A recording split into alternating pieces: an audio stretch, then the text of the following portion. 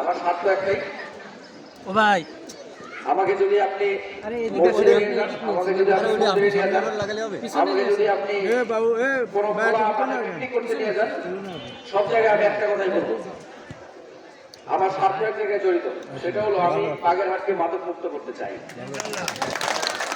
এটি আমি আমার স্বার্থ মনে করি, আমি এটা করবো ইনশাল্লাহ। ইনশাল্লাহ আমি এটা করবো। এতে যদি সবাই আমার বিপক্ষে চলে যায় তাহলে এটা আমি করবো। আর আমি আপনারা এসে দেখেছেন যে আগে যারা পুলিশ এখানে কর্মরত ছিলেন সবাই খারাপ না, আমি ওদেরকে ডিএক্টিভেট করে দিয়েছি অলরেডি।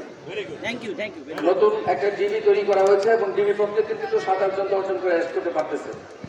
বিগত 10 দিনে আমাদের অ্যারেস্টের সংখ্যা 100-রও বেশি শুধু শহরে। আমরা এখনো উপজেলা পর্যায়ে যেতে পারি নাই, আমাদের কিছু সংকট রয়েছে, কিছু ভেহিকেল মানে গাড়ির সংকট রয়েছে, কিছু সংকট আমাদের রয়েছে। তবে সেই সংকট কাটিয়ে উঠবো আমরা। 5-7-10 দিনের মধ্যে আমরা উপজেলাগুলোতে যাবো। শুধু আপনারা অথেন্টিক নিজের ইমান বিশ্বাসের উপরে ভরসা করে আপনি ভাববেন যে আমি যদি এই কাজটি করি তাহলে আমার সন্তান মাদকাসক্ত হবে না, এইটা মনে করে আমাকে সহায়তা করবেন, আর কিছু না। দেখবেন আপনি দোয়ার মতো উঠতে চলে যাবেন। আপনার সন্তান যদি মাদকাসক্ত হয় তাহলে সে আপনাকে দাবুটি কোপাইতে আসবে টাকা পয়সার জন্য, এটা হবেই। সুতরাং আপনি চিন্তা করবেন যে আমি 10টা মাদক ব্যবসায়ীর নাম দিচ্ছি, কার নাম দিচ্ছি? আমি সত্যিকারের যে ব্যবসায়ী, সে চাই কোনো ধরনের হতে পারে, সত্যিকারের যে ব্যবসায়ী কেন দিচ্ছি?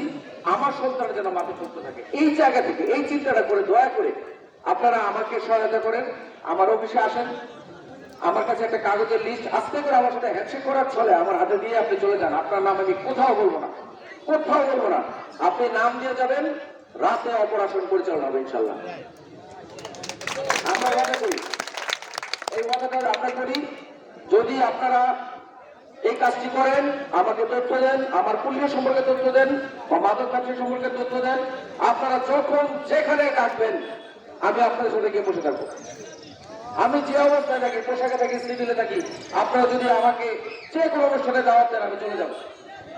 আদালত ভাই আমি কিন্তু আমার মুখটা ফিরে দিব। আপনার যদি মাদক সম্পর্কে বা আমার কোনো পুলিশ যদি মাদকের সাথে সম্পৃক্ত থাকে সে সম্পর্কে যদি আপনারা জানেন, যে তথ্য না দেন, আল্লাহর রাস্তায় কিন্তু আমি আর কোথাও যাব না। এখানে আসছি এই কথাটা বলার জন্য। বক্তব্য দীর্ঘায়িত করে ফেললাম, আপনারা পাশে থাকেন। আজকেও আমার টিভি বের হবে, অপারেশন করতে বের হবে, থানা পুলিশ যতটুকু পারে অপারেশন করতে বের হবে।